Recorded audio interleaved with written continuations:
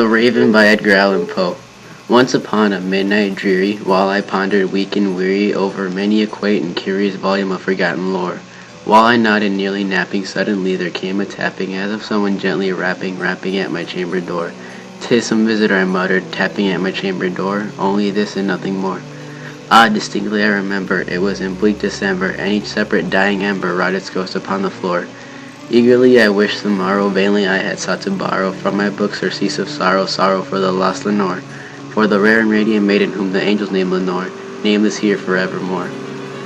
And the silken, sad, uncertain rustling of each purple curtain thrilled me, filled me with fantastic terrors never felt before, so that now, to still the beating of my heart, I stood repeating, "'Tis some visitor entreating entrance at my chamber door. Some late visitor entreating entrance at my chamber door. This is it and nothing more." Presently my soul grew stronger, hesitating at them no longer. "Sir, and I, or madam, truly your forgiveness I implore. But the fact is I was napping, and so gently you came rapping, and so faintly you came tapping at my chamber door, that I scarce was sure I heard you. Here I opened the wide door, darkness there and nothing more. Deep in the darkness peering, long I stood wondering, fearing, doubting, dreaming dreams no mortals ever dared to dream before. But the silence was unbroken, and the stillness gave no token, and the only word there spoken was a whispered word, Lenore. This I whispered, and an echo murmured back the word Lenore, merely this and nothing more. Back into the chamber turning, all my soul within me burning. Soon again I heard a tapping somewhat louder than before. "Surely," said I, "surely that is something at my window, Lettice. Let me see then what threat is, and this mystery explore. Let my heart be still a moment, and this mystery explore. 'Tis the wind and nothing more."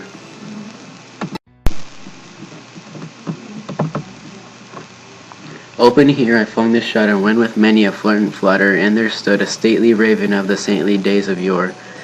Not the least obeisance made he, not a minute stood or stayed he, but with mien or lord or lady, perched above my chamber door, perched upon a bust of Pallas just above my chamber door, perched and sat and nothing more. Then this ebony bird, begilting my sad fancy into smiling, by the grave and stern decorum of the countenance it wore. "Thou, my crest be shorn and shaven, thou," I said, "art sure no craven, ghastly grim and ancient raven wandering from the nightly shore. Tell me what thy lordly name is on the night's Plutonian shore." Quoth the raven, "Nevermore." Much I marveled this ungainly fell to hear discourse so plainly, and though its answer still meaning, still relevancy bore, for we cannot help agreeing that no living human being ever yet blessed with seeing bird above his chamber door, bird or beast upon the sculptured bust above his chamber door, with such name as Nevermore. But the raving sitting lonely on the placid bust spoke only that one word, as if his soul in that one word he did outpour. Nothing further than he muttered, not a feather than he fluttered, till I scarcely more than muttered, "Other friends have flown before. On the morrow he will leave me, as my hopes have flown before." Then the bird said, "Nevermore." Startled at the stillness broken by reply so aptly spoken, "Doubtless," said I, "what it utters its only stock and store, caught from some unhappy master whom unmerciful disaster followed fast and followed faster, till his song's burden bore, till the dirges of his hope that melancholy burden bore of nevermore." But the raven still beguiling all my fancy into smiling, straight I wheeled a cushioned seat in the front of the burden busted door. Then upon the velvet sinking, I betook myself to thinking, fancy unto fancy, thinking what this ominous bird of yore, what this grim, ungainly, ghastly, gaunt, and ominous bird of yore meant in croaking "Nevermore."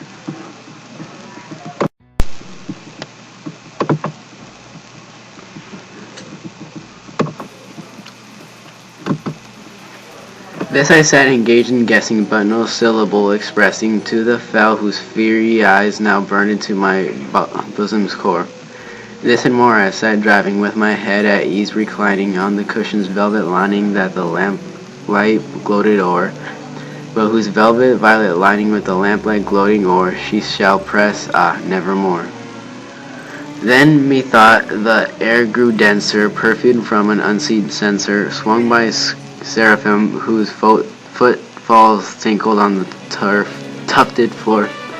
Wretch, I cried, thy God hath lent thee, by these angels he hath sent thee, respite and nepenthe from my moraless of Lenore.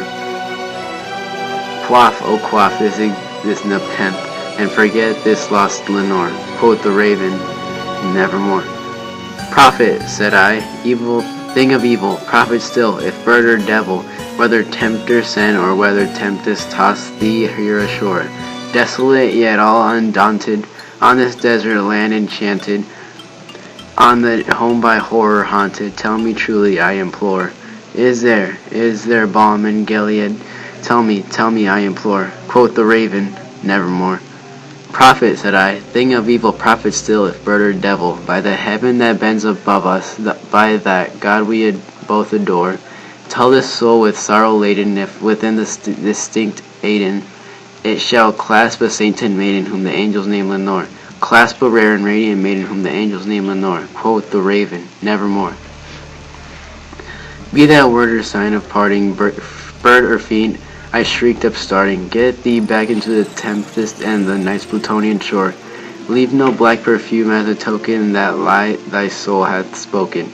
Leave my loneliness unbroken, quit the bust above my door. Take thy beak from out my heart, and take thy form from off my door, quoth the raven, nevermore. And the raven never flitting, still is sitting on the pallid bust of Pallas, just above my chamber door. And his eyes have all the seeming of a demon that is dreaming, and the lamplight o'er him streaming throws his shadow on the floor, and my soul from that shadow that lies floating on the floor shall be lifted nevermore.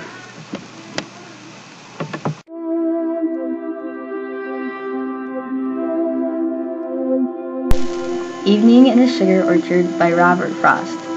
From where I lingered in a lull in March, outside the sugar house one night for choice, I called the fireman with a careful voice, and bade him leave the pan and stoke the arch. O fireman, give the fire another stoke, and send more sparks up chimney with the smoke. I thought a few might tangle as they did, among bare maple boughs, and in the rare hill atmosphere not cease to glow. And so we had the moon up there. The moon, though slight, was moon enough to show on every tree a bucket with a lid, and on black ground a bearskin rug of snow. The sparks made no attempt to be the moon. They were content to figure in the trees, as Leo, Orion, and the Pleiades, and that was what the boughs were full of soon.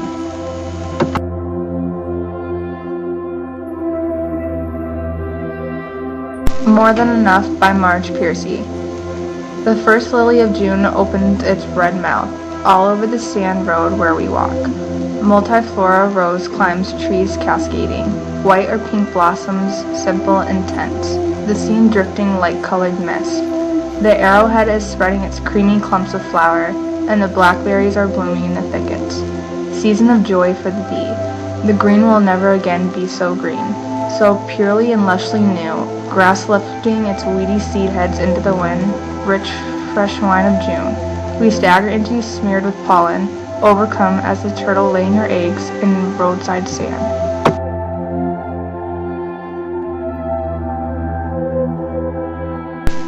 To My Excellent Lucatia on Our Friendship by Catherine Phillips. I did not live until this time crown my felicity when I could say without a crime, I am not thine but thee. This carcass breathed and walked and slept, so that the world believed that there was a soul the motions kept, but they were all deceived. For as a watch by art is wound to motion, such was mine, but never had Orinda found a soul till she found thine, which now inspires, cures, and supplies, and guides my darkened breast. For thou art all that I can prize, my joy, my life, my rest. No bridegrooms nor crown conquerors' mirth to mine compared can be. They have but pieces of this earth, I've all the world in thee. Then let our flames still light and shine, and no false fear control, as innocent as our design, and mortal as our soul.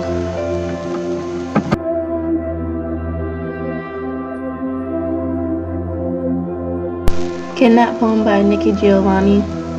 Ever been kidnapped by a poet? If I were a poet, I'd kidnap you. Put you in my phrases and meter, you to Jones Beach, or maybe Coney Island, or maybe just to my house. Lyric you in lilacs, dash you in the rain. Blend into the beach to compliment my sea. Play the lyre for you, ode you with my love song. Anything to win you. Wrap you in the red, black, green. Show you off to mama. Yeah, if I were a poet, I'd kidnap you.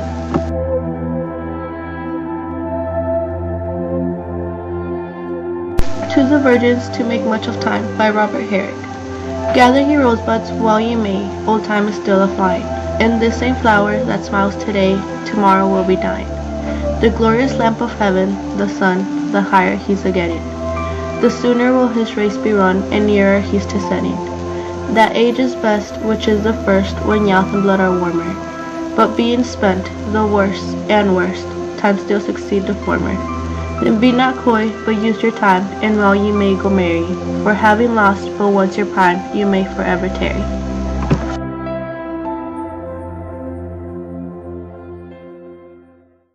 A Dream Within a Dream by Edgar Allan Poe.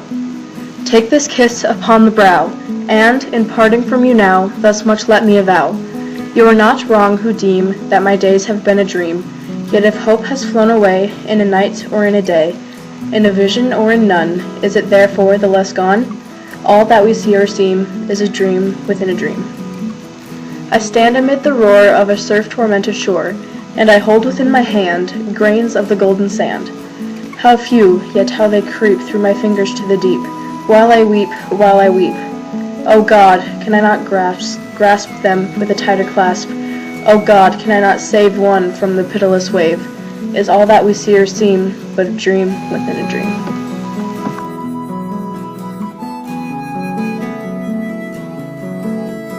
Drinking Alone in the Moonlight by Li Po. Beneath the blossoms with a pot of wine, no friends at hand, so I poured alone. I raised my cup to invite the moon, turned to my shadow, and we became three. Now the moon had never learned about drinking, and my shadow had merely followed my form. But I quickly made friends with the moon and my shadow, to find pleasure in life, make the most of the spring. Whenever I sang, the moon swayed with me. Whenever I danced, my shadow went wild. Drinking, we shared our enjoyment together, drunk, then each went off on his own. But forever agreed on dispassionate revels, we promised to meet in the far Milky Way.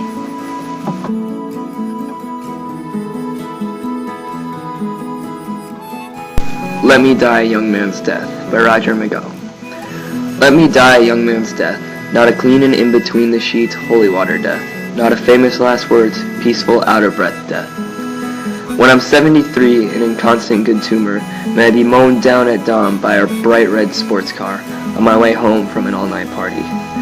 Or when I'm 91 with silver hair and sitting in a barber's chair, may rival gangsters with ham-fisted Tommy guns burst in and give me a short back and insides.